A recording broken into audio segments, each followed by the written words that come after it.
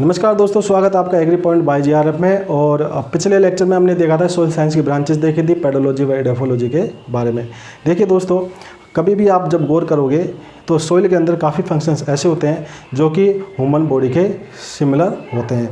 जैसे कि मानव में होने वाला पाचन सोइल में होने वाले डिकम्पोजिशन ऑफ ऑर्गेनिक मैटर के समान होता है। आप सब जानते हो पाचन का कार्य क्या होता है। पाचन क्या होता है? पाचन तंत्र के द्वारा भोजन को जटिल से सरल पदार्थों में कन्वर्ट करना जैव रासायनिक क्रिया के द्वारा, तथा फिर उन सरल पदार्थों से पोषक तत्वों का अवशोषण करना। ये सेम प्रोसेस सोइल के अंदर होता है।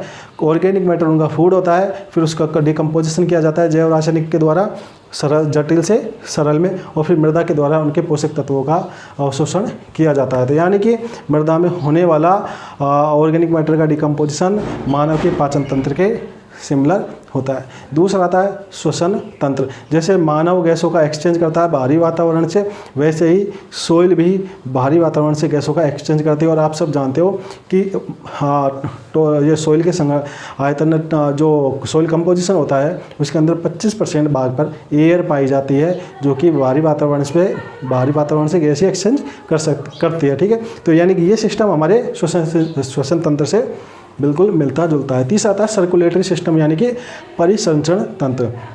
देखिए, परिसंचरण तंत्र का कार्य क्या होता है? मानव में परिसंचरण तंत्र में धमनियों में ब्लड बहता है। ठीक है, धमनियों शिराओं में। तो धमनियों की मैं बात करूं तो वहाँ ब्लड बहता है, एड़ी से लेकर चोटी तक पूरे अंगों में ब्लड बहता है। और ब्लड में क्या होता है? पोषक तत्व व ऑक्सीजन होते हैं जो कि विभिन्न अंगों को सप्लाई करते हैं। ऐसा ही सर्कुलेटरी सिस्टम हमारी सोइल में भी है। और आप सब जानते हो 25% भाग पे क्या पाया जाता है? वाटर पाया जाता है।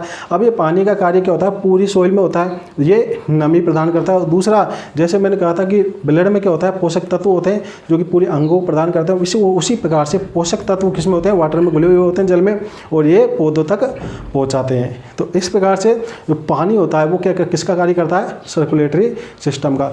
चौथा होता है उत्सर्जन तंत्र का। देखिए, मानव के अंदर जो भी विषैले तत्व हों या फिर आवश्यकता से अधिक कोई लवण इकट्ठे हो जाएं तो उनको यूरिन के माध्यम से उत्सर्जन तंत्र के द्वारा बाहर निकाला जाता है।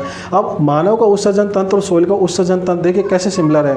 सोइल के अंदर कोई लवण या तो आवश्यकता से इकट्ठे हो जाएं या हानिकारक हों तो उनको लीचिंग के द्वारा बाहर निकाला जाता है सोइल से। कैसे?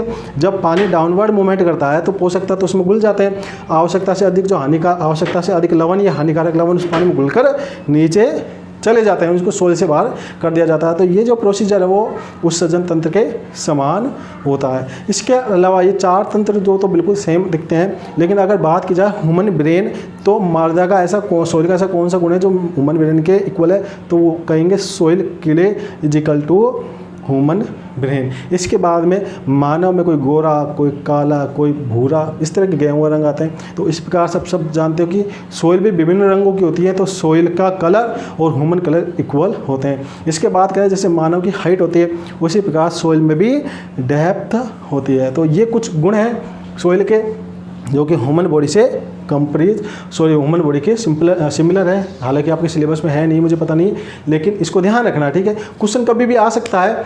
जैसे ये जो इस तरह के जो टॉपिक हैं कॉलेज में जाओगे तब आपको मिलेगा, हो सकता है कोई क्वेश्चन उठ के आ जाए तो थोड़ा सा ध्यान रख लेना। ठीक है, अब बात करते हैं हम सोइल कंपोजिशन की, यानी कि सोइल का संगठन। देखिए, सोइल का अगर संगठन की बात करूँ तो सोइल का 50% भाग ठोस है और 50% भाग रंध्रित है, यानी कि पोरस है।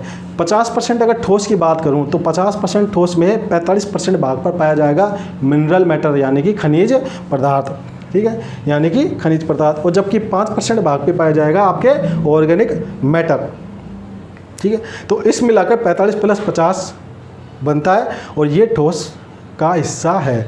अगर 5% यानी कि ऑर्गेनिक मैटर को भी अगर हम डिवाइड करें तो 80% भाग उसका ह्यूमस का होता है, 10% भाग उसका रूट ग्रोथ का होता है, और 10% भाग माइक्रोब्स यानी कि सूक्ष्म जीवाणु का बना हुआ होता है।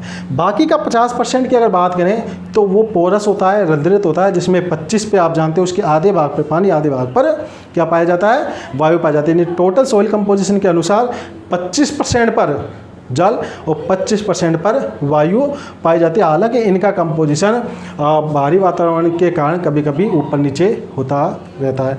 तो इसके बारे में आगे हम और डिटेल में चर्चा करेंगे। आज हमने केवल इतना ही जाना, ठीक है। तो लेक्चर को लाइक करें और चैनल को सब्सक्राइब और बेल आइकन पर ज़रूर प्रेस कर ले अगर स्टूडेंट है तो। अगर बेल आइकन प्रेस नहीं किया तो चैनल सब्सक्राइब करने का कोई फ़ायदा नहीं है। धन्यवाद।